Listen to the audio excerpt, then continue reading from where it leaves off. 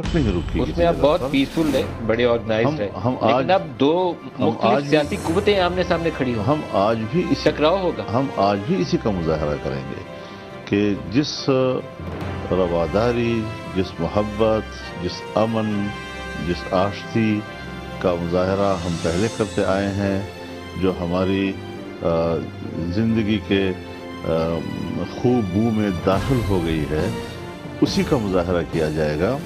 लेकिन अगर कोई शख्स मेंबरान को रोकेगा और उनको दबाव में लाने की कोशिश करेगा तो अवाम की यहाँ पर खुद मौजूदगी ही उसका जवाब होगा, उस पर तसादम की कोई ज़रूरत नहीं। अगर वो जोर ज़बरदस्ती से अपने अरकान को रोकें तो फिर आप क्या करें?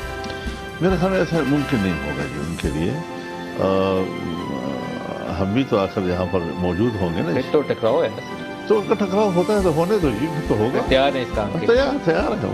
उनका इल्जाम यह है कि मैं एक बात मैं गुजारिश करता हूँ, रसूलुल्लाह सल्लल्लाहु अलैहि वसल्लम ने फरमाया कि दुश्मन का सामना करने की तमन्ना न किया करो,